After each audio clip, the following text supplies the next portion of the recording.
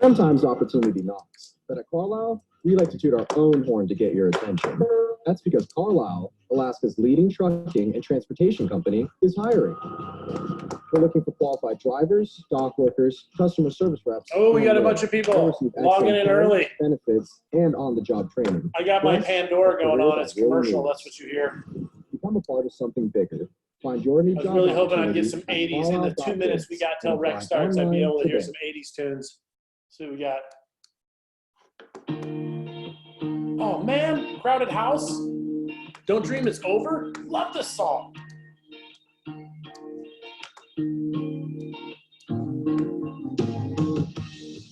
There is freedom within. There is freedom without. Try to catch the deluge in a paper cup.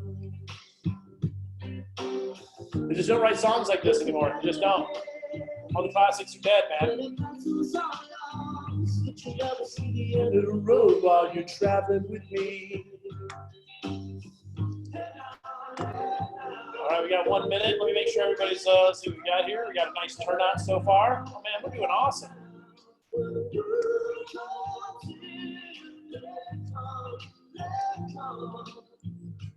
All between us, you know the bad one will. Anybody else a huge karaoke fan? I am a huge karaoke fan. Love karaoke. Used to stage dive, but I got like rotator cuff surgery, bad meniscus. I don't trust the upper body strength of most of the people in the front row of a karaoke bar, so I don't look as good in leather pants as I used to when I was the lead singer in a metal band. All right, man, it's 6:30 and it is time for the real estate exchange. Let's put my 80s tunes on. All right, man, we got a great turnout here and the crowd keeps getting larger. Got a couple people in the chat box. So when you guys log in, it'll automatically mute. You guys can raise your hand and you can throw a question. You can throw a question in the chat box, which helps. Sometimes I'm not always looking at the chat box. So, you know, but make sure that you're being muted, particularly if you have small dogs or or you got some therapy alpacas in the back of your unit, whatever that looks like. But this is class 2. So we're going to go back into, and I'm here at my new house. So I just closed last week on my dream home in Eagle River. So that too can happen thanks to wise investments in real estate investing. Picked up a beautiful place. And although it's got a view and everything, here's what makes it so awesome. 3,000 square foot garage. Yes, that's right. 3,000 square feet of man cave. I haven't even been in the house yet. I just basically run around naked in the garage, just pounding my chest, drinking like Miller Lite in a can and throwing the cans on the ground, just celebrating this huge, massive amount of man space. I don't know what I'm gonna do with that much space, other than probably pay a really large gas bill. I imagine that's probably gonna come, because 3,000 square feet of garage does not come without some sort of expense. But I'm always like, I'm gonna put a wood shop over here. I'm gonna put like snow machine stuff over there. I'm gonna do like a welding shop and put my Dodge Charger over there. And then what's funny is you end up with a 3,000 square foot garage, and guess what you don't do? You don't park cars in it. They all go out in the driveway, and then the garage just ends up being toy storage. So that's the Alaska way. All right. Real Estate Exchange, Alaska's largest nonprofit group of real estate investors. We're here to network with like-minded individuals for the purposes of expanding our knowledge, because we believe that nobody succeeds alone, and we believe that we should master our own destiny through real estate investing. Okay? And I am your host. I'm Kevin Cross. I see a lot of names of individuals that have come to Rex meetings in the past.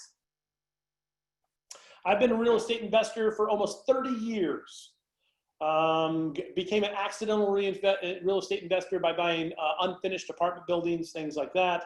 Unfinished houses, and then slowly went up to apartment buildings. I currently got 3 rehab projects that I'm working on. I'm rehabbing and flipping a 16-plex, a 6-plex, and a single-family house. And if I can give you a little word of advice, yeah, you know, the big apartment buildings, flipping those, yeah, not so much. Like, they take a lot of time. It's a lot of money. It's a long period. Great paychecks, but when you think about it, like, here's my discovery in, like, as I started flipping smaller houses and went up, here's what I discovered, is that the really big properties have bigger paychecks. And there's another advantage. is that a really large property, like, something that might be 10,000 square feet, one, it's a lot of money, right? So you're extended out there for long periods of time, and at times you're sweating. Typically, you're going to hold those for over a year, okay? Because it might take 6 or 8 months to finish a giant rehab onto 10,000 square feet. And, but then what happens on the gains of a property that you own over a year? Anybody tell me what the taxes are on real estate you own over a year versus something you short term and it only takes you 90 to 120 days? Yeah, Benjamin Coleman. There you go, Ben Coleman. Yeah, the difference is that you're paying long-term capital gains, which are 15 to 20%, right? And plus recapturing any kind of depreciation. You probably didn't depreciate, but it's long-term. Versus short-term, which is any real estate you own less than 12 months. Is short-term. It's the same as getting a paycheck. It's same as paycheck money, which means you might get, depending on your tax rate, depending on how much money you make that year, could be 30, 40%. So it's a bigger paycheck of which you keep more, right? And you pay less in taxes. The difficulty is that, you bought it 10 months ago, 12 months ago. It's not even the same market. Look at what's happened in the real estate market in just the last 10 months. Think about Christmas in January. Nobody had heard of COVID, right? Nobody could have speculated what's going on. In our market, it's really strange what's happening right now, because what you have is you have single family houses and duplexes performing phenomenally, like just kicking ass, right? Interest rates at 2.25%, right? 2.375, that's asinine low, just ridiculously low. So single family houses are just turning out. Meanwhile, fourplexes and larger, the banks are cranking down on. Why? Because nationwide, about 15 to 20% of them went through forbearance in the last 6 months. It means most of the people didn't pay on their mortgages. When people don't pay on their mortgages, even though it doesn't show up in credit reports and stuff like that, because during a pandemic, right, when you don't make your mortgage payments, it doesn't affect your credit report, so it's not showing up. The banks know, and therefore they crank the requirements on income properties and commercial. So it's harder than ever to get a loan for anything larger than a fourplex, but super awesome for a single family. So single family houses are kicking ass, and meanwhile, investment properties, big stuff is getting more difficult. And you would have not known this 12 months ago. So for me, a guy who buys, a 16-plex and says, I'm going to gut this and make a bunch of money, maybe. I mean, you're rolling the dice on what the market will be in a year. Meanwhile, a single-family house, you may pay higher in taxes. You can turn it over in 90 days. You flip that puppy, that's 100. I mean, you're in and out in 90 days, 120 days. So I've done big apartment buildings. I've done development. I've done little single-family houses. And to be honest with you, little ranch houses like the little Nunaka Valleys, or a ranch 3-bedroom, 1-bath, 3-bedroom, 2-bath, 1,500 square feet and under, with or without a garage. It's like a dream property. It's a dream. One, not only is it super easy to rehab or flip that, but even if the market changes, it's super easy to rent out and keep it. And if the worst thing happens and I can't sell it, or God knows what happens, they're easy to refinance because it's a small enough purchase. And more than likely, I'm in a good equity position. It's easy to keep. So bigger is not always better. Sometimes these bigger flips and these big houses, that's, if you've ever rehabbed or flipped like a $500,000 house, you're doing granite, you're doing everything, and then your competition is really steep, right? Your finish quality is really high.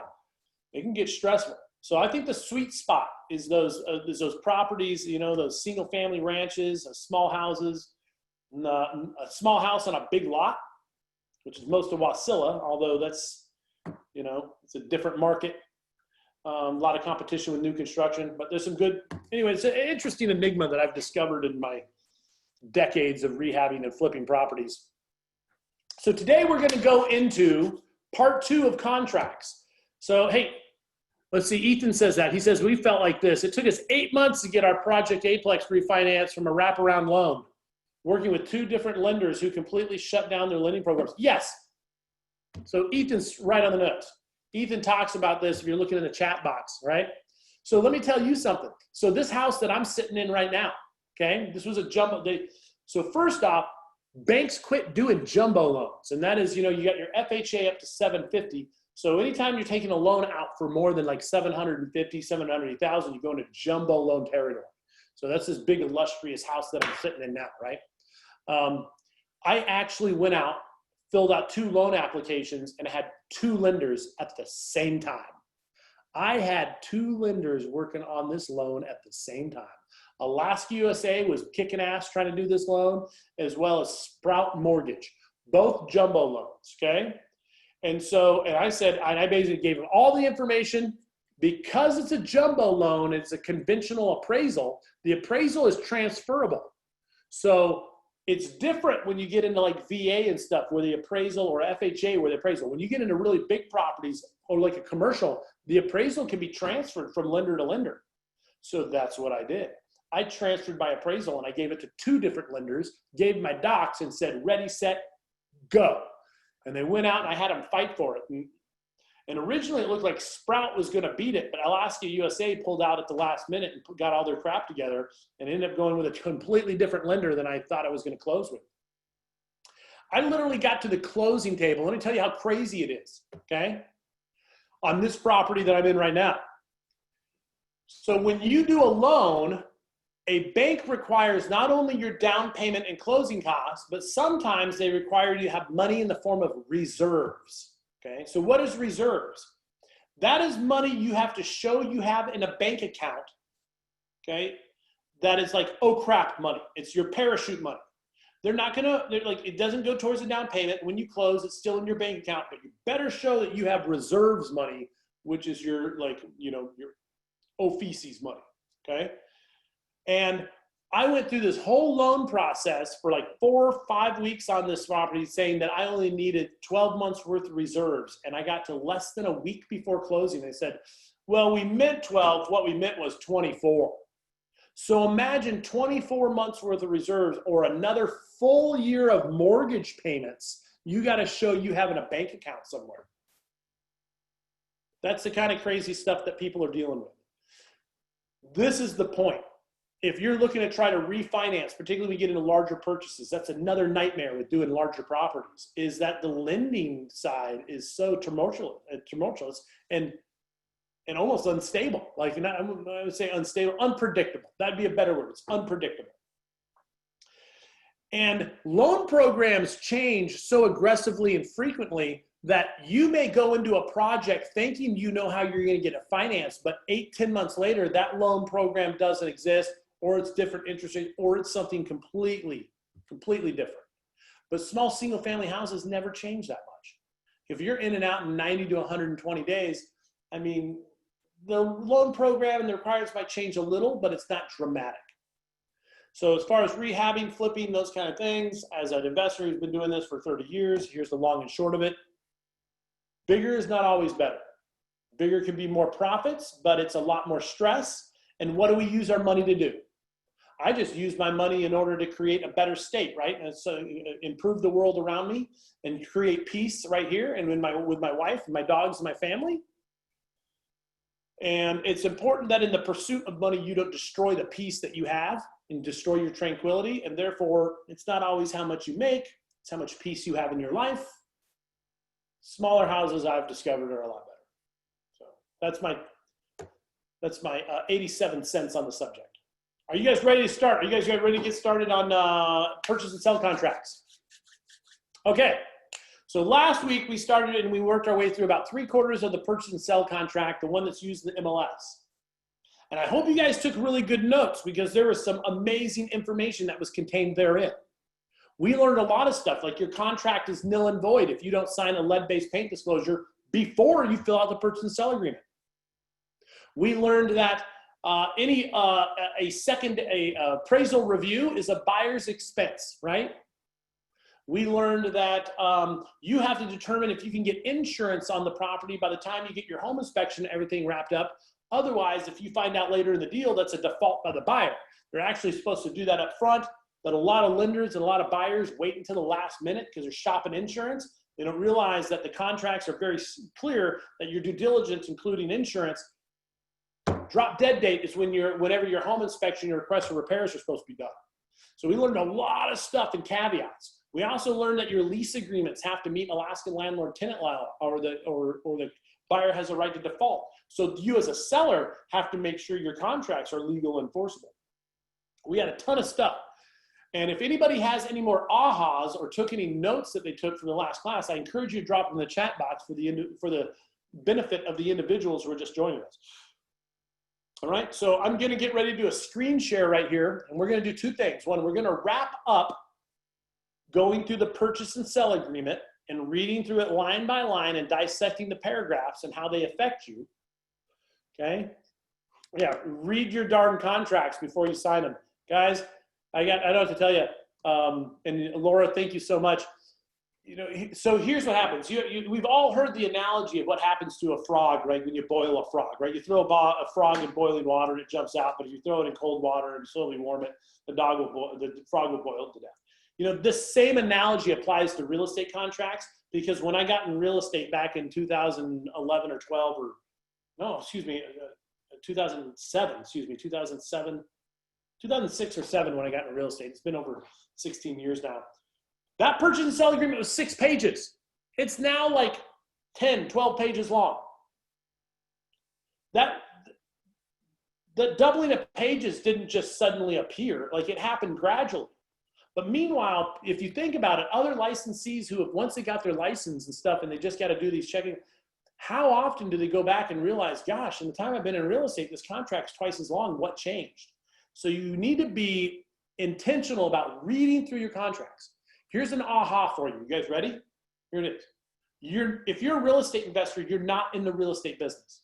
And if you're a real estate salesperson, you're not in the real estate business. You're in the contracts business. Because it doesn't matter what somebody says, it matters what they agree to in writing. It's not the price you pay, it's the terms that you buy it that make a deal. But the terms are established in contracts. It's so critical that you learn that your contracts are the Bible on which your business is built. And if you can't look at it, particularly if you're a real estate licensee and you can't say, hey, wait a second, you know, what about loan approval? Oh, that's section 10. Paragraph lines items 11 through 13, subsection B, on pages 5 extending on to 6. Like if your licensee doesn't know the contract, of course I could do that for a benefit because I teach it. But I'm telling you that if they're just boilerplating, they don't read their own contracts, then you should be very, very concerned. You guys, the real estate business and your investment business is a contract business, and find people who know their contracts better than anybody else, right? Because that's where the deals are made. There's a reason that we close at the beginning of the month on an income property when you have the seller paying all your closing costs, right?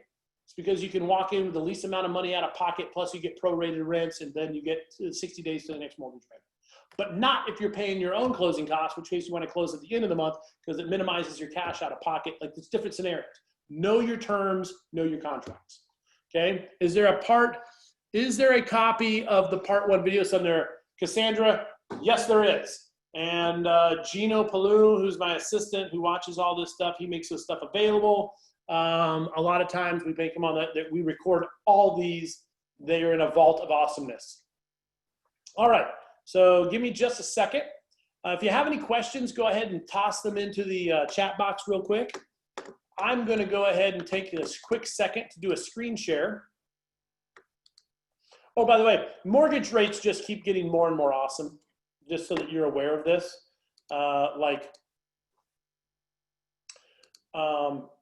They're so ridiculously and asinine, and it's just so ridiculously low right now. Hold on, what do we got here? Let me see if I've got the right one. Chrome. Hold on just 1 second. I'm trying to do a screen share, and I got distracted by a squirrel. Locked in on a new property at 2.5. Trevor Evanson, that kicks ass. 2.5. You probably got a lender credit at 2.5, meaning that they're giving you some love. Yeah, isn't that ass? That's freaking ridiculous. 2.5, right? For an investment property, maybe not. I mean, if they're owner occupying, yes. So Cassandra, your question is in the chat box is, did you get 2.5 on investment property? Absolutely yes. if you're looking to own or occupy. If you're non-owner occupying, because the amount of forbearances, those are sometimes a point higher. So you're looking at 3.5, right? So yeah, and he says VA. So yeah, VA is, guys, VA is it's pajama cats. So have you ever heard the term, it's the cat's pajamas? I just know it's like, it's pajama cats, dude. The VA loan is, if loans were hunting rifles, the VA loan is a 50 caliber, like a Barrett 50 cal. It destroys everything. It's got the lowest DTI. It's got no mortgage insurance. The ratios are just like, the VA loan is the best loan program for those who qualify on the face of this planet. It is just ridiculous. It's not even fair. It can take a deal that is otherwise a mediocre deal, but it's not the price you pay, it's the terms, and it creates phenomenal freaking terms. All right, let's go back to my screen share. We're gonna get ready to pick up on the purchase and sell agreement. All right, here we are. We're at purchase and sell agreements, okay? And we left off, I believe, is around recording or possession, right? We might have read through this. If anybody remembers, we did tenant occupied property. It was right around here that we were leaving off. Okay, yes, because we talked about appraisal. So why don't we just go ahead and go through section 12. Let me do just 1 second. Let me go ahead and open up my chat box. We're gonna go over the appraisal section again because this is important. Then we'll go into recording and possession. All right. So we were on page 5 of the purchase and sell, 5 of 10, right? So first off is who's going to pay for the appraisal if required? Is the buyer or seller going to advance funds to the appraisal? No later than, at what date will their money be to the lender? This date is typically around the time or just after the home inspection has been negotiated for repairs. And the reason for that is that the appraisal funds are generally non-refundable, and on a single family house, they're like $800. On a fourplex, it could be $1,200 to $1,500. And since you don't get that money back once the order is made, or you rarely do, we don't typically order them, or we don't typically forward the funds until we've agreed on repairs and we're sure of the condition of the property. In rare instances where we want this contract to close sooner than later, you may put this date sooner, but then not order until, but have it ready to order as soon as repairs are negotiated. So these dates right here coincide typically closely with the physical inspection here dates when you have, okay, on or before the buyer has the right to have a home inspection. Because by this date on 10C, when we talk about the dates that someone's, by this date, they're gonna have a home inspection and who they're gonna have a home inspection with, by that time, we're about 99% sure we're good with the condition of the property, and we're gonna go ahead and do the appraisal. The completion of the purchase is or is not contingent on the appraisal of the property being equal or greater to the agreed purchase price.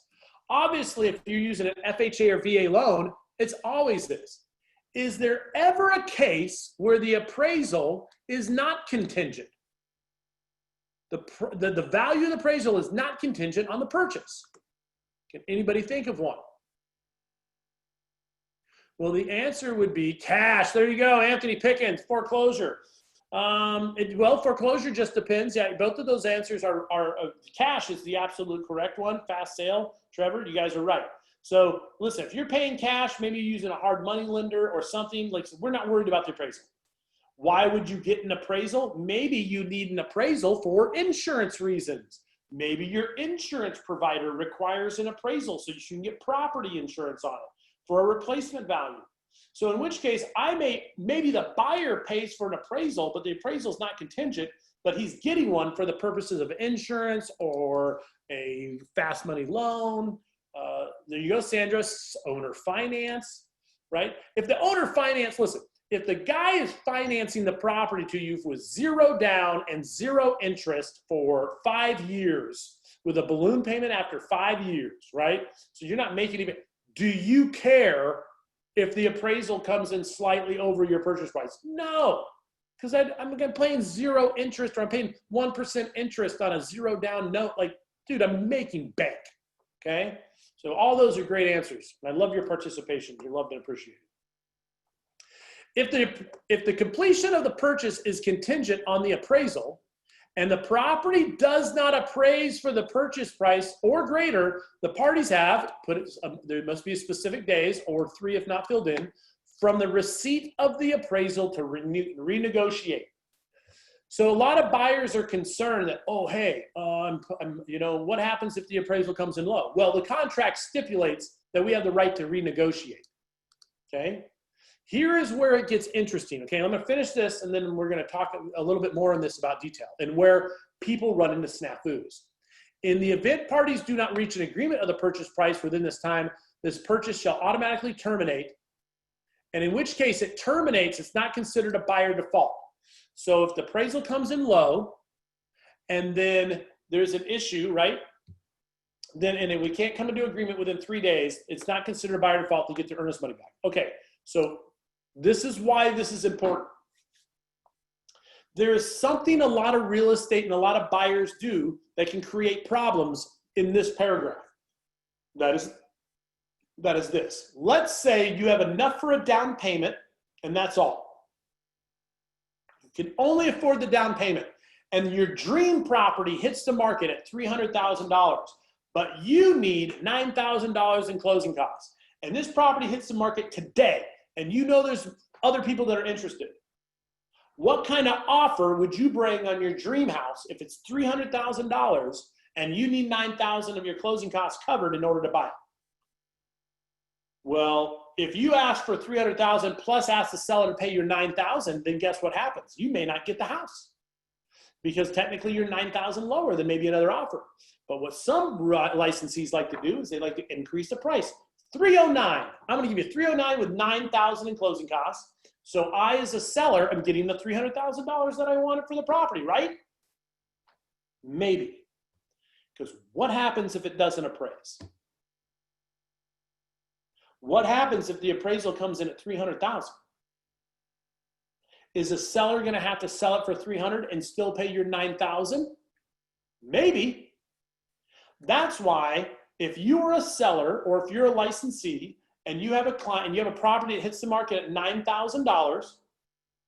hits the market at $300,000 and they increase the price to cover their closing costs, you should be very cautious about adding some verbiage in there that should the appraisal come in less than the negotiated purchase price, the buyer's closing costs shall be reduced dollar for dollar, right? Meaning that if you increase the price and it doesn't appraise for that, it's not assumed that the seller takes less money. It just understand you get less in closing costs. Now, it's important to have this conversation up front. Why? Because what happens if we get an appraisal comes in low and the seller and the buyer doesn't have $9,000 in closing costs? Then somebody's paying for an appraisal, $800 to $1,200. Somebody's sucking that dollar bill, right? Somebody's eating that money and the deal falls apart. So there's two things. If you have an individual who comes in and increases the price in order to get their closing costs paid, there's at least two things you need to do. One, write into the contract what happens if the appraisal comes in low and who's paying the difference. And usually it covers that. Two, have the buyer prepay for the appraisal. Don't be the seller and stick your neck out there and then the appraisal come in low and have issues. If the buyer prepays for the appraisal, then if it comes in low, it's on him. And then if you need to negotiate the contract lower, your seller basically has a nice, back down to his purchase price. He's not stuck with a default or an appraisal he can't use. Because in most cases, appraisals cannot be transferred from one lender to the next, unless it's conventional, and there's other caveats, but VA if it should know. So again, going back to that section, understand that what we do on our contracts affects this paragraph tremendously. Look out for increasing the purchase price in order to cover closing costs and not having a conversation over who's paying for that appraisal, because there's a chance it might come in low. And two, is there verbiage in the contract that protects the seller in case the appraisal comes in low from an increased price because the buyer doesn't have the money? All right. Anybody have any questions regarding that? Did that make sense or did I speak too fast and voraciously? All right. Seeing nothing in the chat box, I move forward. Okay. In the event the appraisal generates lender required repairs. Okay. So appraisals can come back with conditions. So what happens if the appraisal has a condition? Repairs will be negotiated between buyer and seller. Does it say the seller automatically does these? No. Why? Because the repairs are lender requirements. It's the requirement of the lender and nobody else. Okay, the MOA did not come out and say you got to do this. The Muni isn't requiring it. This is the buyer's lender. So when we have negotiated repairs between buyer and seller, then it's not always automatically the seller's expense. If the seller and buyer have not reached an agreement regarding the lender repairs within, and they put 3 here, I would recommend a lot of times, I know 3 sounds nice and it's round 72 hours, but in the real life, just depending, I really like 5 days. Like that gives you on a Monday to iron out by Friday. I mean, I realize time is of the essence, but I find that the best decisions are made when you're calm and you have a chance to, regurgitate and think about the info.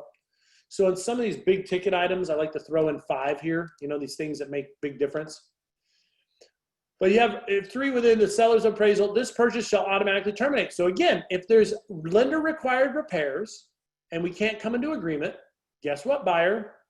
You get your earnest money back, but I'm not required to do your stupid lender required repairs. Let's say the lender calls out something like the most common, the 3 most common items, the condition of an appraisal.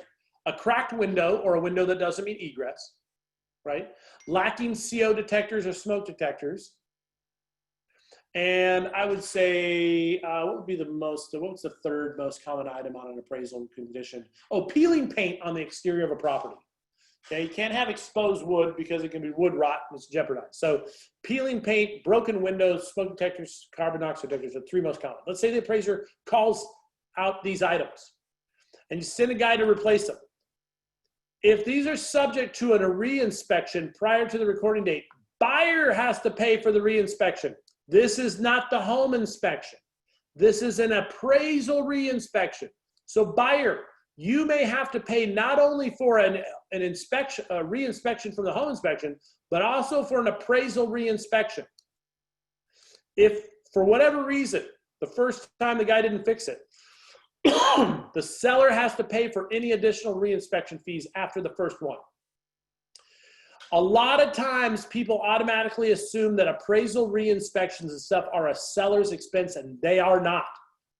The first appraisal re-inspection or any appraisal audits or any additional fees generated by the lender are a buyer's expense, okay? However, if they have to go out there and do it a 3rd time because of an error or something, then the seller pays for that, right? Okay, so recording and possession. Any questions regarding that section? I don't see anything in the chat box. We shall proceed. Paragraph 13, recording and possession. This cell shall be recorded on. So there's 2 dates. There's the closing date and the recording date. The closing date is the date you go into the title company and sign all your docs. That is not the recording date. That is the date in which you do your paperwork. Recording is the date in which it transfers from seller to buyer. Okay? Now what it says is that we shall do it by this date or earlier by mutual agreement. Means any day earlier. Prior to recording, buyer and seller agree to sign all reasonable necessary closing documents, perform the reasonable conditions required by the closing agent and the buyer's lender, right?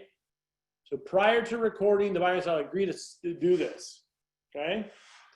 Now, if we're obtaining new financing, okay, that means if we got a loan, if the buyer is unable to, here we go. Remember what I said?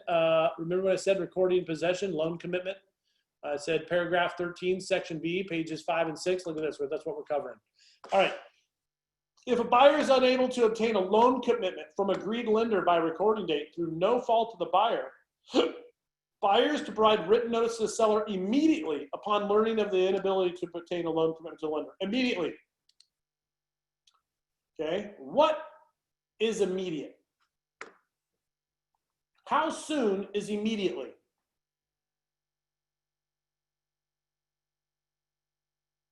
Yeah, I don't like that. I don't like anything that says immediate because your idea of immediate and my idea of immediate may not coincide. Okay? typically speaking, it's within 72 hours. However, if there's damage done to the seller because you didn't immediately tell him, I see this as a line in the contract that's going to get thrown back out because by a court and just go, well, what is immediate, right? That's too vague. It should say, and I would encourage that if I had to, in a perfect contract, if buyer is unable to contain loan commitment by agreed recording date through no fault of buyer, buyer shall provide great notice to the seller within 72 hours of learning of their inability to obtain loan commitment from lender. Within 3 days, okay? Why? Because the seller is sitting out there not knowing that his property isn't going to be able, that the buyer isn't going to be able to finance it, and 3 days have gone by. Meanwhile, he's made 3 days worth of, you know, he's going to be responsible for the interest, utilities, whatever it is. Perhaps he's putting things in order, ordering movers. I think you owe them to him within 72 hours, get your crap together. So this purchase and sale and terminate automatically unless seller and buyer agrees to modify the amendment of the purchase and sale agreement. Maybe they need to switch lenders or whatever. But no fault of the buyer. This is not a buyer's default. How does a buyer not obtain a loan commitment by no fault of their own? Right? So what are some things that can happen to a buyer that cause them to lose their loan? Okay, one is that the loan program may change. Okay, if it's a USD-RD loan, maybe they ran out of money. If it's an Alaska Housing loan, maybe Alaska Housing ran out of money for their grant program or whatever it is. Maybe they're using a down payment assistance. Money gone. They could get laid off. All right, there you go, Mike Carter. They can lose. They had no idea they were losing their job. Okay, COVID-19, hard money lenders pulling out. There you go, whatever that looks like. So you can have issues. You can also have something where they change the loan guidelines, where like on my loan, where they told me I needed 12 months worth of reserves and then come back and say, well, we meant 24. And be like, I don't have $80,000 laying around, right? Or where am I going to come up with that? So you can run into situations that, what kind of situations are a default? A willful default by a buyer that would cost them their earnest money. That does not consider no fault of their own. Can a buyer do something? Yes, they can go and run up excessive charges on their credit cards and take their credit score. There you go, buy a truck, right? They can go out and do something that negatively affects their credit score. They can quit their job. They don't even have to quit their job. They may take a promotion at their job, and the new promoted job has a trial period when they're not guaranteed to keep that payment, and they're not guaranteed to keep their job because they're under a trial period at the job. They can take a promotion and lose their loan. They're not vested. They don't have job history in that new role. Well, it's more money. Doesn't matter as long as your loan commitment. So those are intentional acts, although they may not know that it's going to screw up the financing. Those are things they can do that can screw up their loan, and that is a default. And that does typically respond with an individual losing their earnest money.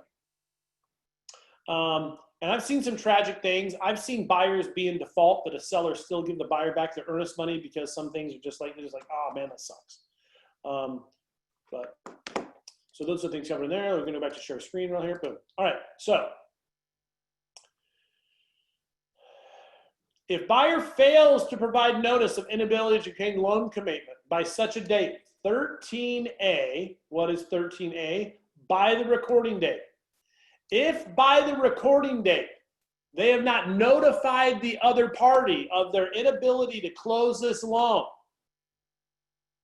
and this transaction does not record through no fault of the seller, buyer is in default. Guys, buyer, if you don't meet that recording date, even if you're 98% there, if you do not have an agreement in writing to extend, you're in default. Your earnest money is non-refundable. Like the seller gets it unless you sign a contract saying, oh, and it doesn't matter. It doesn't matter for what reason. Does this say, okay, no fault of the buyers? No, it doesn't matter what reason. If you do not contain a loan commitment, whether it's your fault, nobody's fault, anybody's fault, by recording date, for whatever, does not matter the reason. As long as it's not the seller's fault. What would be the seller's fault, right? Not signing the documents, dragging ass, right? Through no fault of the seller, okay? As long as the seller performed according to the dates of the contract, you're losing your earnest money. Now, the seller shall deliver possession of the property to the buyer upon confirmation of recording. Means you get to possess the property once we record. Unless we do an early occupancy agreement. Guys, we're going to talk about this in a future class. I would highly advise against early occupancy agreements because of everything that they can do to make your life a nightmare. We'll go into that later. So unless otherwise in writing, seller shall remove. So here we go. What kind of condition? The seller shall remove all debris, personal property not sold to the buyer, and leave the property in clean condition. Hey, sellers, vacuum the freaking house and wipe it, and nobody wants to see your turd streaks in the toilet. Don't be a caveman. It blows me away by how many people just don't, like, you're selling a property, you're selling something that's $250,000, take some pride. Hell, when people freaking, when people sell their freaking automobile, they sometimes, I'm really not impressed with the condition some sellers leave stuff in. And this is a conversation all real estate licensees should be having with their sellers. Don't leave me this, don't leave me this pile of hot garbage with your 15 gallons of waste oil in the freaking garage and 87 cans of paint and a shed full of 3 car batteries, and like, clean it. If you're buying a property during the winter, okay, then maybe if you can't leave it clean, you're paying for Alaska Pet and Yard Services to come out and clean up your field of feces or your freaking your poop palace, your fecal fortress. And when the snow melts, I don't want to be looking at your field of turds, okay? But they're going to remove the personal property not sold and leave the property in clean condition. Yes, this means the yard as well. Sellers shall provide keys and means to operate all locks, not just some locks, not just one lock, all the locks, including but not limited to mailboxes, security systems, and large garage doors, any portable devices accessible for the property upon recording. Yes, that includes your mailbox keys. Cassandra Krager, she's in there like giving me the green face here because of the poop house. Guys, you would not believe what I have seen when the snow melts, left behind by people. And it's like, you're going to tell me you didn't know that was there. Like, you really didn't know that there was 6 inches of canine excrement, right? Okay. Tenant occupied property. Okay. Oh, hold on. I skipped over this last one. Okay. Now, garage door openers. Buyer may walk through the property prior to recording to determine there have been no material changes to the condition of the property. Guys, the property must be conveyed in equal or greater condition. I'm getting fecal fortress sign for my bathroom. There you go, Anthony. Fecal fortress. Guys, I'm gonna tell you some horror stories when we got more time. But hey, guys, the buyer has the right to walk through the property right before recording. It has to be conveyed in equal or greater than condition than when they wrote the offer. Okay, minus normal wear and tear. Okay, by the way, huge scratches in the floor because they hauled off the washer and dryer is not normal wear and tear. Holes in the sheetrock, stains in the carpet, right? Leaky, let's not. You got to fix it. Once your property is under contract, you have to maintain it in an equal or greater than condition until it records. If the hot water heater goes out, you own it. Fix the freaking hot water heater. Okay, until it records after possession, then so long. If the property is a unit in a condo association or other common interest property, buyer may be required to put a deposit on the HOA association in order to obtain access to HOA facilities, okay? So the buyer may have to put this requirement, which, by the way, would have been covered up here under HOA assessments, questionnaire, and transfer fee docs. Any transfer fees, okay? Who's paying those? Otherwise, if it's noted as a seller's expense on transfer fees, you may find that this little paragraph, this little cute little number right here, may be a seller's expense. Watch that box. Tenant occupied property. Now we're getting to rentals. Seller will provide rental lease agreements, including lead-based paint disclosures, if applicable, meaning if the property is built before 1978. Oh, what did we learn? What did we learn last week? Is it only properties that were built prior to 1978? No, it's any property where construction began prior to 1978. Okay, there you go, or wasn't finished. If it didn't get finished until 1979, but they broke ground and began building in 1978, it still counts. because the materials were before they may have used materials that happened before the lead and asbestos ban, okay? Anyway, within 3 business days of a fully executed, that means within 3 days of an agreed contract, the seller must provide leases. So if you're selling your income properties, got rentals, guys, you got to have your leases and all your crap together before you sell it. So as soon as you get an offer, you can submit that to a buyer right away. I just got a 4-plex in contract today, and I told the seller, first thing, boom, I need your lease agreements. I have old ones. I know that there's been some tenant change. I need them right away. Seller and buyer shall comply with the regulations combined in the Alaska Landlord Tenant Act. Okay? Your leases must be legal. And there's a certain level of liability that licensees have when they're selling property, or they convey something, or a buyer and seller, or a seller conveys a property with known violations to Alaska Landlord Tenant Act. Maybe opening yourself up some liability. It's so important that you review those disclosures and those leases. Okay? All deposits shall be transferred to the buyer at recording, and the seller shall provide estoppel certificates prior to disclosing. If you use this contract and you don't get an estoppel certificate, then you as a buyer should be waiving your right to estoppel certificates in writing. But Kevin, you're going to say, what is an estoppel certificate? Okay, this is the only time I'm going to veer away from this because it's so important. Estoppel certificates are so much more important than most people realize, okay? So I'm just going to read you what this document is. Since we are REX and we deal with investment properties, what does the estoppel certificate do? It's right here. This is your estoppel certificate.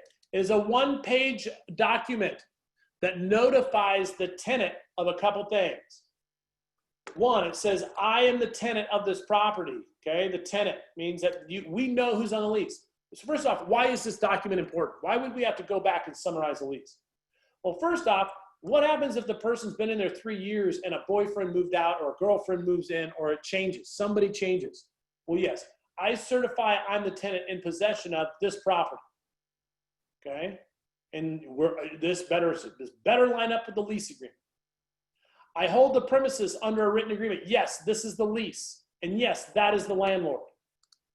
And I have a copy attached to the lease agreement that constitutes the only agreement between the landlord and the tenant as respect to my best of knowledge of the property.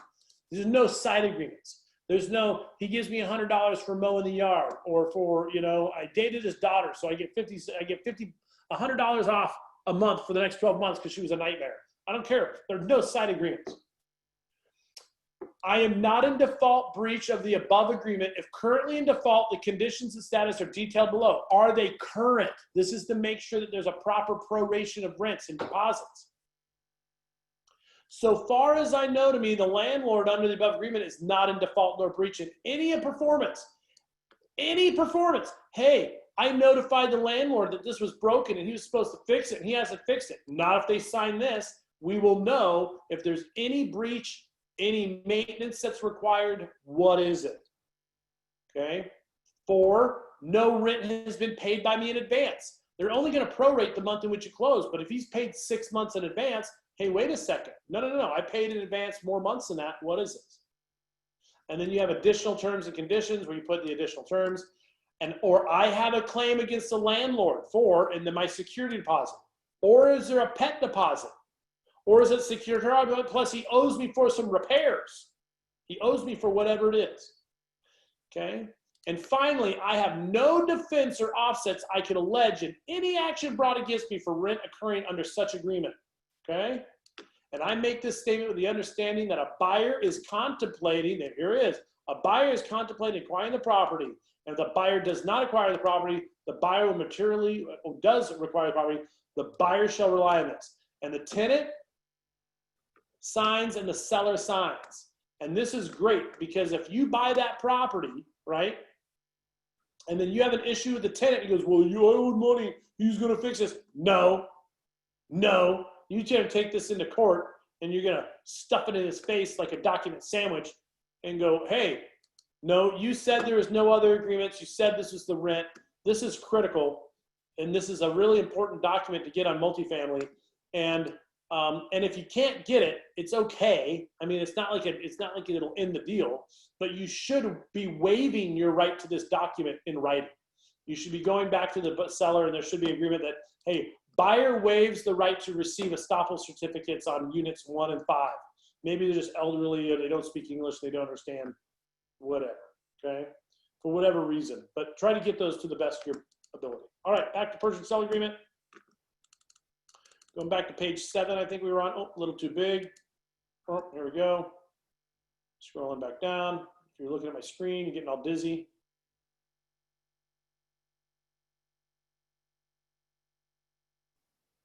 Didn't occupy property. There we go. Carbon monoxide detectors. Hey, they're required. Alaska statute that the properties will have carbon monoxide detectors, and you are advised to use CO detectors in your property. Okay, it's low. Home warranty. Understand that your appliances and those things are not covered, and you have the right to have a home warranty.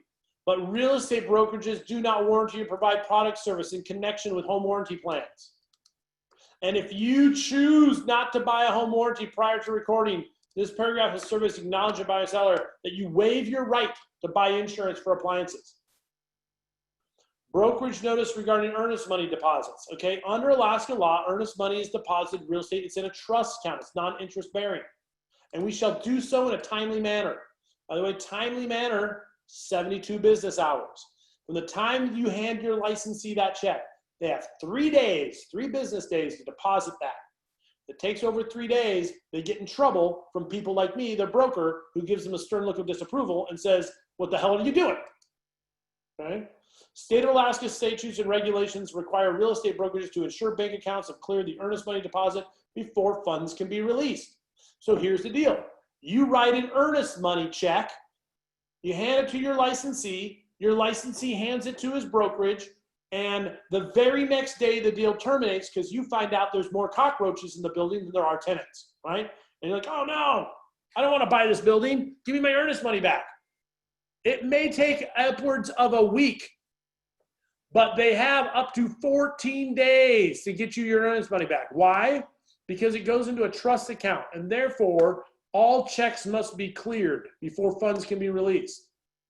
And so if an offer is not accepted as purchase and sell agreement, there may be up to 14 business days in refunding the earnest money to the buyer. Guys, when you write that earnest money check, it may take as much as 14 days to get it back. And you're agreeing to allow them a chance to clear and verify all the funds are there. Now, we can typically do it a lot quicker than that. The longest I've ever seen is like 4 or 5 days because it's a personal check from an out-of-state bank. But if you're using certified funds, you're doing like a cashier's check or something, like those funds are there, they're quick, everything's good, you get your earnest money back real fast. If a buyer provides written documentation from their bank showing funds have been deposited in the broker's account, the Alaska statutes and regulations require the earnest money and the earnest money not more than 1 business day. So you would have to go to your bank and get a bank statement showing and a bank transaction history, in which case, once it can be verified, you can get it back right away. Very few people, I've never seen anybody do that, to be honest with you. Okay. Termination, how are we doing on time? 7:21. We're doing awesome. This is a test. This is a test on my vocal cords. I don't know if you know this, but I used to be a lead singer in a metal band, part of the reason I love karaoke. And so other than those times I do strenuous karaoke activities, these Rex meetings are the second time that I get to talk this volume, and it definitely stresses the vocal cords. All right. In the event this purchase agreement is terminated as provided in this purchase agreement, absent default by the buyer, okay, if the buyer doesn't do anything wrong, all earnest money shall return to the buyer, and buyer shall relieve the obligation set forth. So here we go. We're going to get into a really interesting part of Alaska law here, which a lot of people do not like, me included. Paragraph 19, time is of the essence. Buyer and seller understand time is of the essence. That means get your ass in gear. If an obligation is not performed or waived as provided, or if any note or check received as earnest money or other payment is not paid, honored, tendered when due, there shall be the following remedies. 1, the buyer may be in default, except where provided, and here's all these dates, right? We got all these subject to recording date, inspection date, right? When are you going to get your earnest money in? Like, The seller's remedies, and this is what's so, this is kind of a turd right here. I'm going to be honest with you. This kind of sucks. Okay? Look here. A seller's remedies shall be limited to liquid damage as the amount of the earnest money set forth in paragraph 1.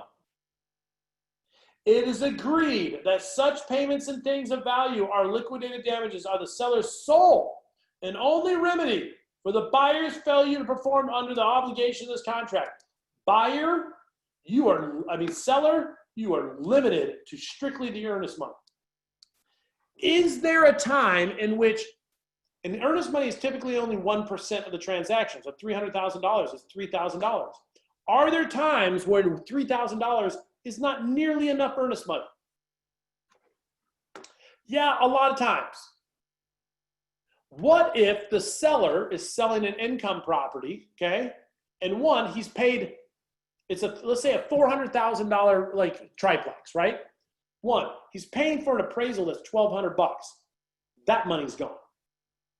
Two, he may be paying for an updated as-built, or he may be paying for home inspection repairs or some repairs that the buyer has requested for their behalf. So he's out those money. Now you could argue, oh, he's improving the property. The fact is, he's making repairs because the buyer asked him to do it. We already had a purchase price. Now I'm repairing stuff that you want. So I'm out repair money. Three, they're going to owner occupy. And if they're going to owner occupy, what does that mean that seller has to do?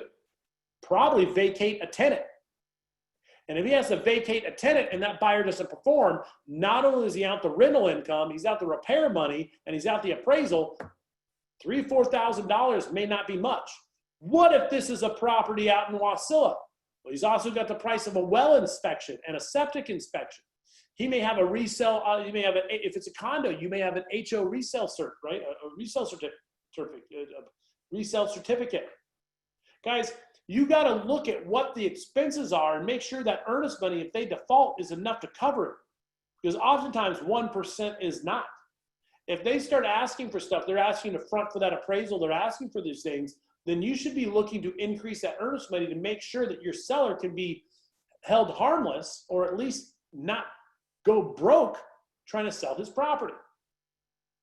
So that's where we got to look at the entire contract, see what the upfront burden is to the seller, and then coincide that with the amount of earnest money to make sure that it's a justifiable expense, okay? Because that's all he gets.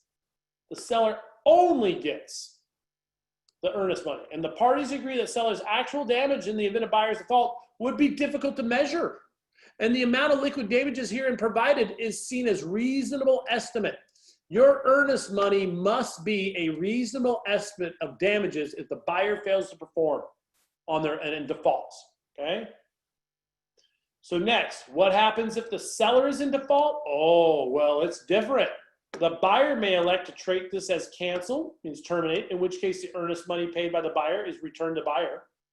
And the buyer may recover damages as proper, or buyer may elect to treat this purchase agreement as being in full force, and in fact, the buyers have the right to specific performance damages, or both.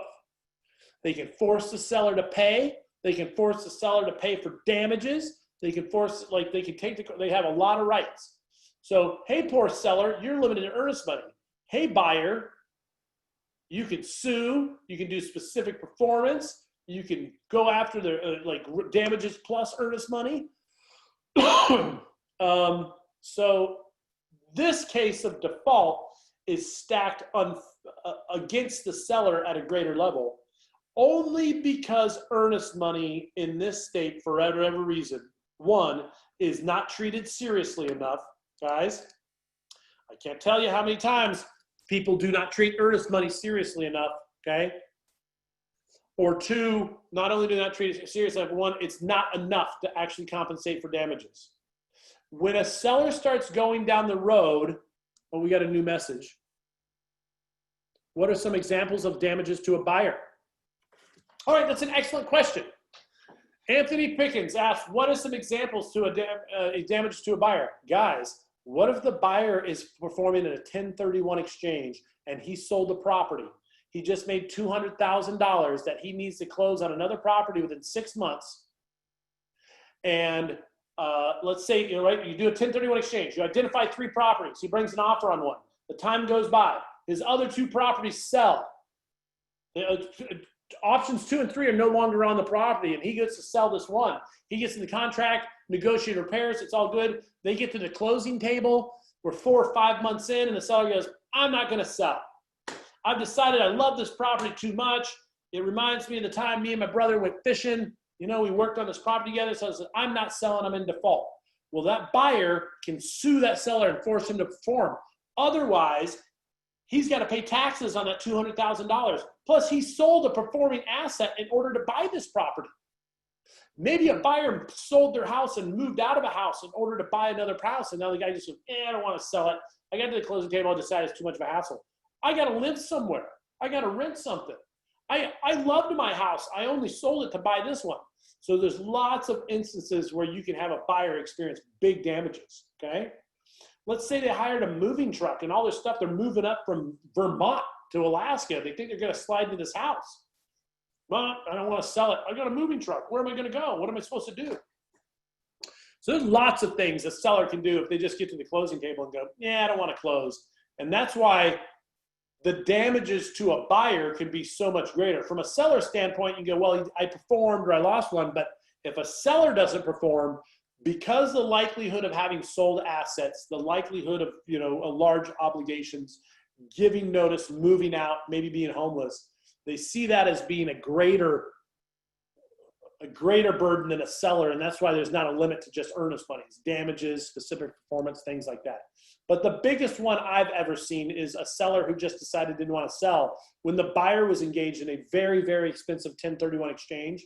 And if they didn't record, was going to be facing massive tax penalties. Okay, so we'll go back, screen share. Okay. Earnest money disputes. Okay, so sellers in default. All right. Earnest money disputes. Notwithstanding termination of this agreement, buyer and seller agree that in the event of a controversy regarding earnest money held by broker, the broker may make a determination as to the default, as to the failure of the purchase. Okay? So I'm a broker. I'm the broker at Real Estate Brokers. When there's a dispute, I'm the one who gets to police it. I read this contract. I read the amendments. I go through everything. And usually within like 2 or 3 days, because I don't like to make any decisions hastily, I want to be able to talk to the parties. I make a decision regarding the earnest money. Requirements of the parties to execute the agreement for the release of earnest money in which, require the parties to execute an agreement for the release of earnest money in which the earnest money shall be distributed in accordance to such agreement, okay? So one is the broker may determine if we can't get along. 2, they may agree. And they may say, yep, we agree, it's falling apart for whatever reason. If the parties are unwilling to execute an agreement for the release of earnest money, they shall submit the matter to mediation below. And if mediation fails, the broker may file an interpleader action court competent jurisdiction requesting the court to determine distribution of earnest money. You mediate before you litigate. Okay, this contract says you agree to mediate before you litigate. And the broker shall be entitled to award of earnest money for reasonable attorney fees and costs, okay? A broker shall be entitled, look at this, the broker shall be entitled to an award from the earnest money for full and reasonable attorney costs and fees, okay? Meaning if you guys can't get into agreement, right, and there's some sort of fee, and the brokerage has to hire some attorney fees, they can take the attorney fees out of your earnest money, okay? In the event the broker makes a determination as to the cause of the failure of the purchase agreement and distributes earnest money accordingly, the parties hereto agree to indemnify and hold the broker harmless from any and all claims, liabilities, or losses that either party may incur as a result of the broker decision. So again, once they make a decision, you can still litigate, you can still sue, but you can't sue the broker because you don't agree with it. You just then go to mediation. If a dispute arises relating to this purchase agreement amongst the buyer and seller and is not resolved prior or after recording, the parties shall first proceed in good faith to submit the matter to mediation. Again, we're seeking mediation. We shall share the costs, mutual, between the parties. Unless otherwise agreed, the parties retain their rights to proceed in arbitration of litigation. Means that just mediation doesn't mean you can't sue. It just means that you don't sue yet. If the parties have not agreed to mediation within 30 days of the original dispute, it will be assumed they do not wish to mediate dispute, and the broker will act accordingly. So if you haven't done anything for 30 days, the broker has full right to dispense the earnest money as they see fit. In the event of any arbitration or litigation to this purchase agreement, the arbitrator or court shall award the prevailing party all reasonable costs and expenses, including attorney fees. And finally, here, it is agreed that all parties, that the broker and their licensee shall not be held liable in any manner whatsoever arising from damages from defaults or acts of omissions by buyer or seller. Okay, so the other party doesn't perform. So if you're a buyer who buys a property and the contract said the seller was supposed to do something, okay, like escrow for repairs, and then the escrow, and it doesn't get done, and you want to sue your realtor because the repairs didn't get done or the repairs weren't done to your satisfaction, well, guess what? You acknowledge right here that the licensees are not liable in any matter whatsoever for damages arising by acts or errors of omission of buyer and or seller. The licensee is not liable for those actions committed by the buyer or seller, okay? Authorization to release information to brokers. This section right here states that, hey, listen, although we're a non-disclosure state, we have the right to disclose this contract to closing agents, appraisers, or those individuals. Those individuals are pertinent in order to get the transaction done, okay? So it's understood that, hey, wait a second. Although this contract is confidential, there's some people who do have to know about it. Foreign Investment and Real Estate Act. If Foreign Investment and Real Estate Act receives any person who purchases a property located in the United States from a foreign person to deduct and withhold a percentage of the gross sales from the proceeds as required by the IRS. Okay, this just has to do with if either individual is a non-US citizen. Are there other situations where funds might be withheld for IRS? Yes. That is when you're using funds from a retirement account. They may seize funds for that. Additional terms and conditions. Here's where all the good stuff comes in, right?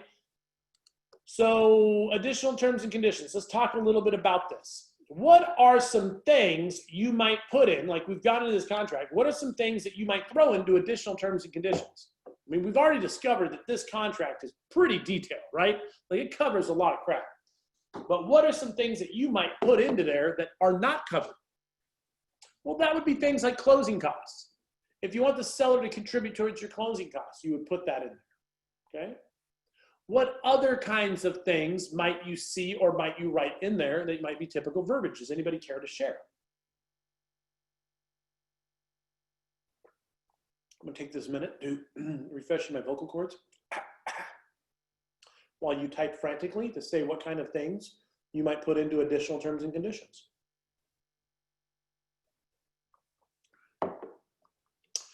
Yeah, Trevor says 30 days notice. Yes. Recording contingent upon Unit 3 being vacant for the purposes of occupancy by buyer, right? Personal property being left with the house. Oh, Corrine, you're so close, but almost.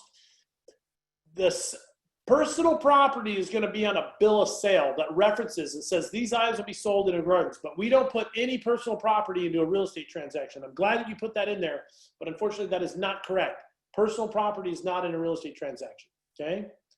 Option for early closing. Well, actually, you have an option for early closing. If you remember, it says we shall record by X date or sooner by mutual agreement. So the option to close earlier is actually already in the contract. It just needs to be under mutual agreement. Bill of sale, again, bill of sale is a different document, nothing new. So the additional terms and conditions are going to be things such as contingent on the sale of another property. Buyer's purchase is contingent upon the sale of their primary residence located at 3323 Bear Ridge Drive, Eagle River. Okay? Buyer's property to be under contract on or before X date.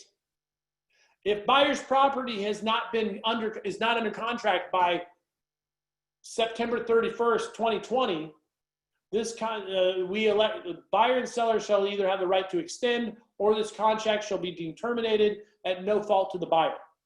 Earnest money be returned. So is there a contingency of a sale of a property? Okay. Is it contingent on the buyer's tax returns? Like if the buyer hasn't done his tax returns, you might offer contingent upon lender's approval of the buyer's 2014 tax returns. If it's a commercial property, means you're buying a 5-plex or 6-plex. Offer contingent upon lender approval of the 2018 and 19 Schedule C forms as required by lender for the purposes of financing. So again, it's all these little caveats. There is something about that in the contract. Here we can explain a contingent upon approval of a spouse or contractor. Yes, I've seen contingents where a seller's coming in from out of town, the husband's here, but the wife hasn't seen it. Purchase contingent upon spouse's review and approval of the property on and before X date.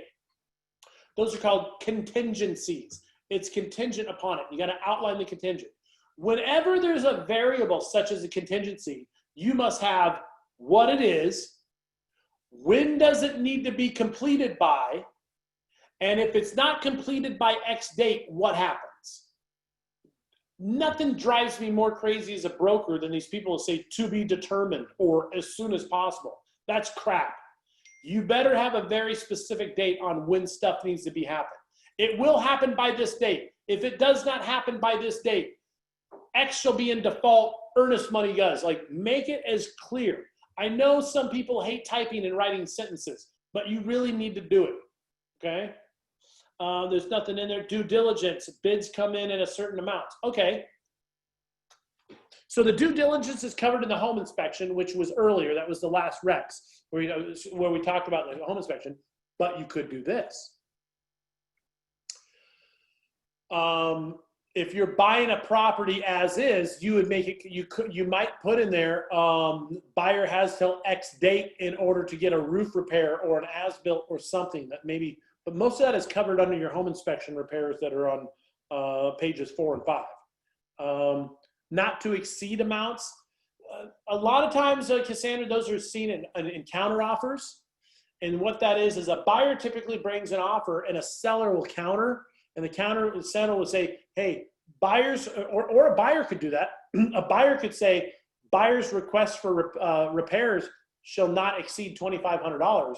You guys know we do that. They do that a lot down in California, Arizona, Colorado. For whatever reason, they don't do that. But typically, when they bring an offer, and Sandra's right, it's that they, down in the lower 48, they put limits on the repairs.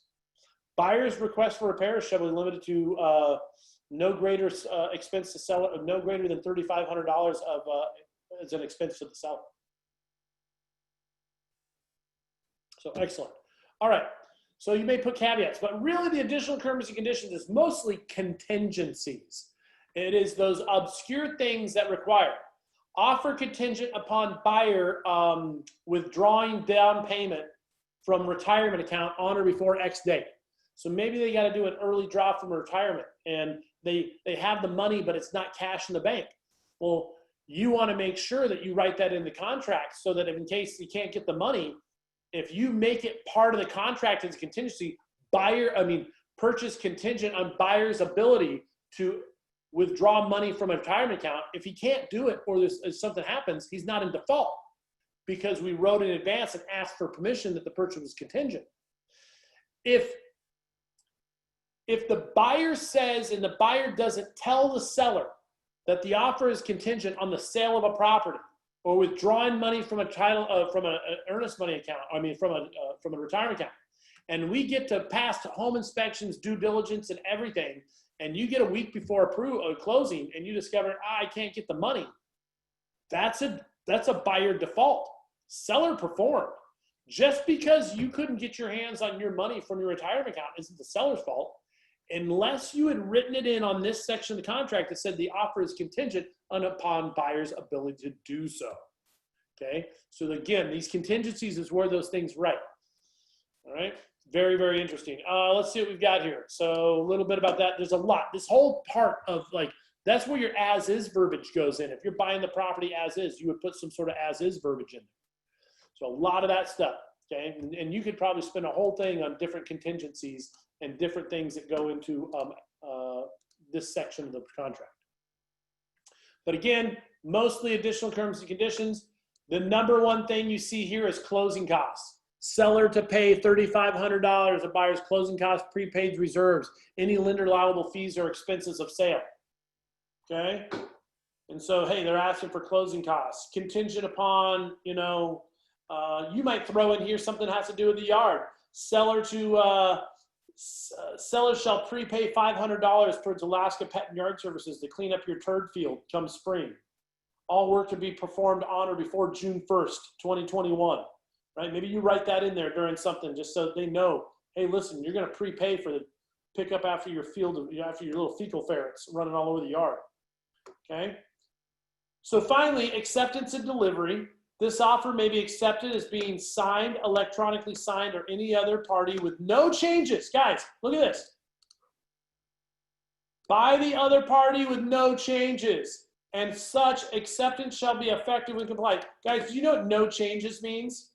I get so angry at this. You cannot go through and after someone signs it, go through and scratch stuff out and then initial it and send it back. That's dog turd.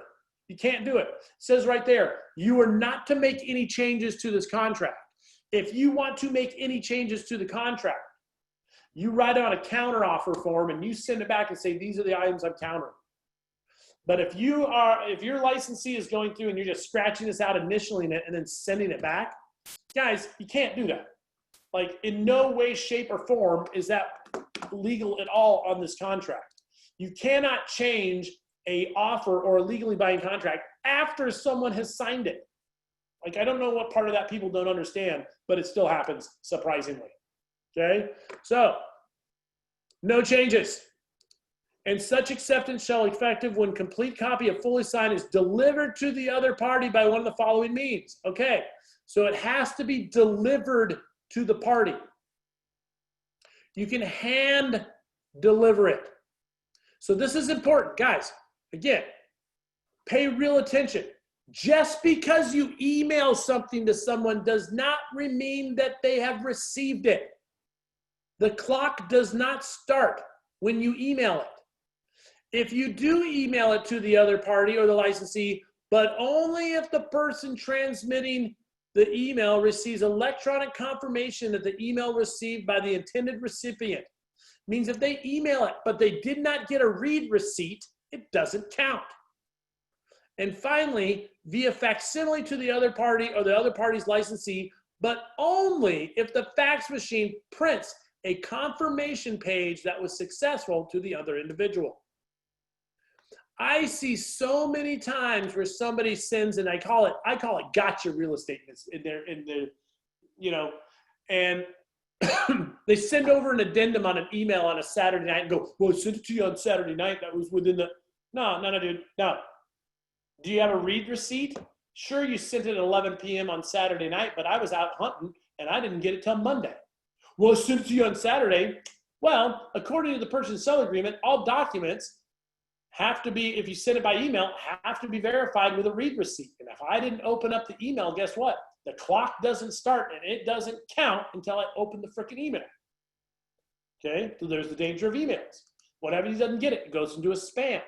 So, and you'll see people try to do that, try to sneak stuff in. It doesn't happen often. It usually happens with amateurs and the people that are new in real estate and they don't read their contracts. So this purchase agreement may be signed by multiple counterparts to the same effect as if parties have signed the same document. What does that mean? It means we can take this identical document and the buyer can sign one and then have another identical and the seller sign a different set of documents. But if they're identical and one has the buyers and one has the sellers, it's considered good enough. It is multiple counterparts, but it can have the same effect as all signed in the same document. Deliveries are photocopy, telefax, electronic carbon copy, blah, blah, blah, electronic signings, original of this person shall be treated the same as delivery of the original. We do not need the original. We can use copies. Finally, this is an entire agreement. This purchase agreement, the residential property transfer disclosure statement, any attached right here, and the residential property transfer disclosure statement is part of this contract. And any attached addenda constitute a whole agreement. No warranties, including any warranty of habitability. Agreements or representations have been made or shall be abiding by either party unless set forth wherein. This document may not be modified except in writing as signed by the parties. Again, you cannot alter this once the signatures are on it. No going back and scratching crap out. Buyer agrees to purchase and pay for the above transcribed property on the terms and conditions stated herein. Receipt of this purchase agreement hereby acknowledges buyer understands it is legally binding. Buyer agrees that recording the sale will constitute acknowledgement the premises and its systems are acceptable at the time of recording. And that's in bold. And finally, hey, how long does the seller have to respond to this contract? Put a date in here. Usually it's 24 to 48 hours. You want to find out where the seller is. Where do they live? Do we have a question here? Contingent upon if the buyer is able to learn to juggle before recording date. Yes, Anthony, the juggling clause. I've seen this many times. Right up there with the poodle grooming clause. Contingent upon the buyer receiving money from Larry's House of Loans and poodle grooming. Okay. And the purchase agreement has been significantly legal financial. Okay. This purchase has significant legal and financial consequences. You are advised to seek independent counsel from a tax attorney, CPA, before signing. Brokers and licensees do not give financial tax. And then we've got everybody signs, buyer signs, what is the name on the documents, what is the name of the licensees, and the final page is the acceptance page. Whenever someone offers you anything, would you like pizza? Well, you can accept the pizza. You can counter the pizza and say, no, I feel like Panda Express tonight, not pizza. Or you can reject both. Go, no, I'm not hungry. I never wanted your garbage food to begin with. So whenever someone makes you, they sign here. If they accept here, boom, we're under contract. Hopefully they've got your earnest money, 90% letter, etc. If they counter, a counter shall be attached, or they flat reject it. Do they have to reject the offer? No. The seller does not have to reject.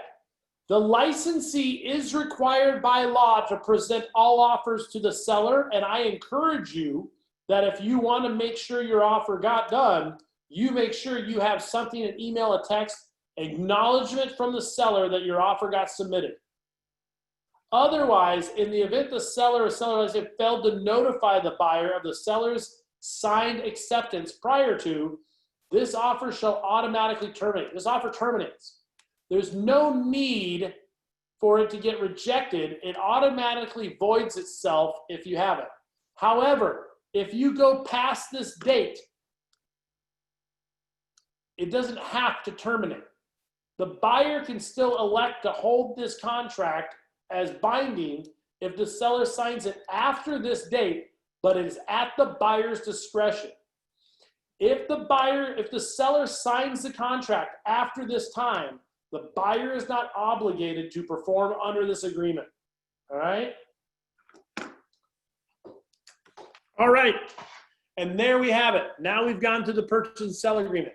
And that's only the purchase and sell agreement, guys. Yeah, we covered a little bit on estoppel. And that was only half of it. We have spent 4 hours lightly going over just the purchase agreement. We didn't go into disclosures, early occupancy agreements, contingency agreements, seller finance forms, or all the other documents that go into it. So now can you understand why as a broker and as a licensee who's been selling real estate so long it made me go bald, that I say it is not a contract. We're not in the real estate business. We're in the contracts business that happens to be in real estate.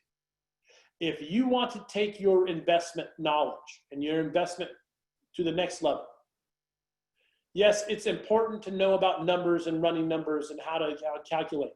But there are two things that I think are 10 times more critical than understanding cap rate and all that crap.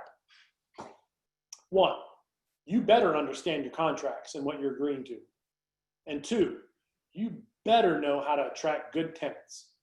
because good tenants, whether they're residential or commercial, are the lifeblood of your property. 90% of your success in real estate will be caused or diminished by who lives or operates out of your real estate investment. Period. You have an awesome property, but you got crappy people living in it, you have a crappy property. You have a marginal to below marginal property, but you have awesome tenants, you have an awesome property. Your tenants make the deal. I mean, they're the ones who make it longevity, make it money. But the terms on which you buy it is how you make that money, okay? All right, guys. Well, hey, we wrapped up another one on, so now we got a free. Any questions, before I let you go, do we have any questions regarding purchase and sell agreements? Okay. If a seller is habitually late on signing amendments, agreements, negotiations, etc., what tools do we have to hold them firm to their dates, especially if we're wanting the property and not really wanting to let go of buying the property? Well, now we have a caveat, don't we? One is that if they're late and they're not respecting it, they are in violation of the contract, and you can always just go back and say, I want my earnest money and I'm done, right?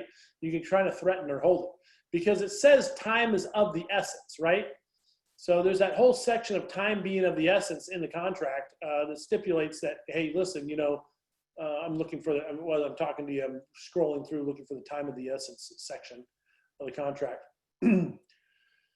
However, the truth of the matter is, it can be very stressful when a seller does not operate with the same urgency that you do.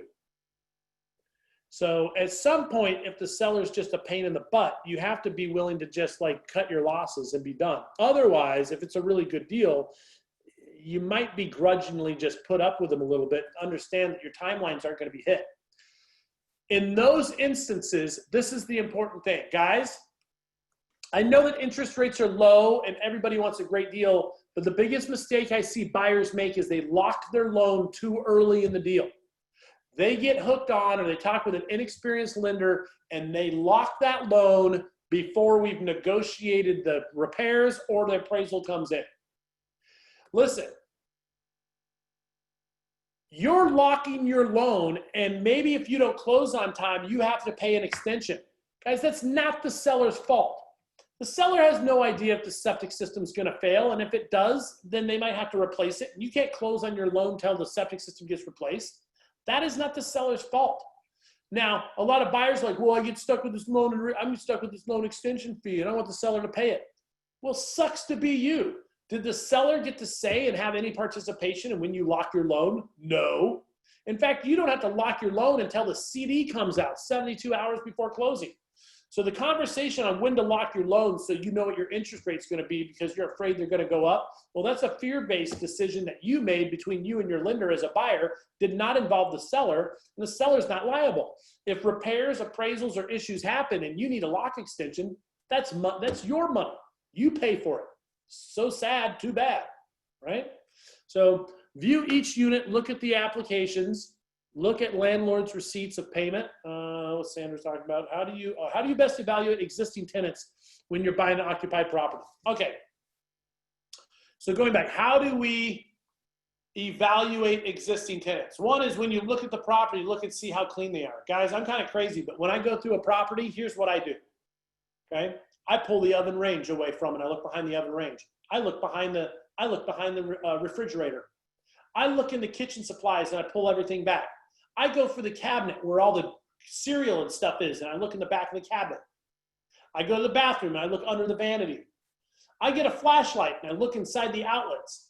And if the tenant's not there, I go to the mattress and I peel back the mattress and I look at the seams of the mattress. What do you think I'm looking for? Cockroaches, bed bugs, filth, disgust. How else do you vest the tenant, right? First, I look to see how clean they are and are they taking care of it. Two, I look at the move-in condition report from the lease. You're supposed to get the move-in condition report and leases within 72 hours, remember? So now when I do my home inspection, I've got the move-in condition report and I can say, here's the condition of the property when they moved in and here's the condition now. One of these is not like the other. Either they were blind when they moved in, or they rolled this place doing 60 down the Glen, right? I look at their vehicle. Is their vehicle clean? Do they have taped up windows? What is the condition of the common area of the property? And are the tenants abusing it? Is there bags of trash, right? Are the blinds beat up? Are the things scratched up? Are there holes in the doors? Like, guys, you get a feel for it. I will tell you something, man. Having been a landlord now for almost, 25 years or something stupid. Here's what I've discovered. Guys, tenants will make or break you. You will never regret buying a building with phenomenal tenants. Never. Okay, you will never say, gosh, these people are so awesome. They take care of everything. They pay on time and they don't break shit. Just forgive my French. They don't break stuff. Okay, you will never complain about that. Okay. What you do complain about is the people who are like just a nightmare and don't pay on time and just whatever it is. Estoppel certificates help, because remember that estoppel certificate tells you if they're late or currently late. And plus, when you find out why are they selling it, you can get a feel for tenants. You've done this a lot. I will encourage you. By the way, I'm going to throw it out there. This is why it's important to work with a real estate professional who owns investment properties and has been dealing with tenants for a long time. And I don't often brag about myself, but guys, I will tell you that there is some emotional scar tissue in individual builds after years of owning properties where we just realized we could see it. I can smell it. I know this building's either going to do well or it's going to be the fecal fortress that we warned you about earlier. Like, there's just things. Listen, if you're not sure, then go find somebody who is sure and has the experience and have them walk the property with you and go, here's what I got. This is why no matter how much you like a real estate professional, I don't care how cute they are, how hot they are, how low cut her dress is, how good he looks in skinny jeans. I don't care how funny he is, witty, great with hand puppets. If they don't own investment properties and haven't been a landlord for a long time and can't give you that knowledge about here's what kind of tenant you're going to get and where you're at, then what are you paying for? Because if all you're doing is filling out a contract and going, I hope it's good, well, heck, anybody can do that. You don't even need a real estate license. The title company will give you some blank garbage contract. You can do an arm's length transaction. Your real estate professional should have knowledge in what they're telling you to, or at least be coaching you and mentoring you and assisting you in those items. Okay? So there it is. If you don't know, go find somebody to help you. And if you're buying an investment property, get a licensee who has investment properties. Guys, I drive a truck. If my truck needs work, I take it to a mechanic who owns a truck. I don't take it to a guy who only rides bicycles, right? I can really like him, but just because he can fix a 21-speed Huffy does not mean he should be working on my truck. You get a mechanic. You get somebody who does it, right? You don't hire a roofer to do flooring. You don't there's construction, but just because they're in the business does not mean they know what the hell they're doing. Look for someone who does it. All right. What are the questions we got here? Listen, it's always pay on time. Such an inconvenience. Yeah, the ones who always pay. I tell you what, eventually, Trevor, you can be inconvenienced by tenants who pay on time. It's the tenants who always pay in cash, where you got to go run and pick it up. And maybe they leave it in the mailbox and you can't leave it there. And then you got to pick up their dirty money and you're like, why does it smell like baby oil and glitter? And then you got to go to the bank and it's COVID. So the bank's now only open at 10 and you got it it's a nightmare. So that's why there's Cozy, C-O-Z-Y. There's a lot of tools, but sometimes tenants who pay, by the way, who pays in cash? Low-end tenants. That's your Class B and C. Why? Because who knows? They're doing their recreational pharmaceuticals out of some taco wagon in a back alley, and everything they do is cash. Nobody looks good in skinny jeans, Sandra says. Actually, I'm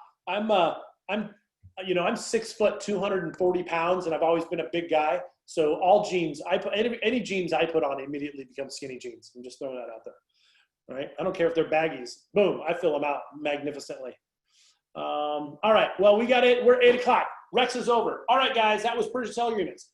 You guys want more? We can do more. We can do early occupancy agreements. Next week, we're going to go deeper into disclosure. Next month, we go deeper in disclosures. We're going to do residential property transfer disclosure statements. That is that form that people have. I know it's not sexy, but the truth is we have not really delved a lot into purchase and sell agreements. We've done lots of different stuff, but the contracts are vitally important, and knowing what you're looking at when you're buying properties is critical. So we're going to be doing some follow-up. You guys know where to reach me. Just message me if you're looking at something. And guys, I want you to be wildly successful. Let me wrap up by just saying, guys, tenant quality, man. If you could put 2 words on success in real estate investing, it is 90% tenant quality. I don't care listen, just understand that if it's a Class C property, it's got rough tenants. It's not that it's a good investment. Just understand you're in for an uphill battle till you get that tenant quality changed over. And you may be emotionally dead inside and say, hey, it's okay, I'm gonna deal with it, but not everybody does that, okay? Inevitably, the only reason you're investing in real estate is in order to create peace in your life. We want the money so that we can have freedom. And horrible tenants will rob you of that freedom. So maybe that's something we should talk about next month too, which is how to attract really good tenants and how to dramatically improve your tenant quality. We can touch base on that one when we're doing disclosures. Anyway, hey, peace out. It's time for me. It's I got a date with a bologna sandwich, so I got to let you guys go, man. All right, you're loved and appreciated. Rex out.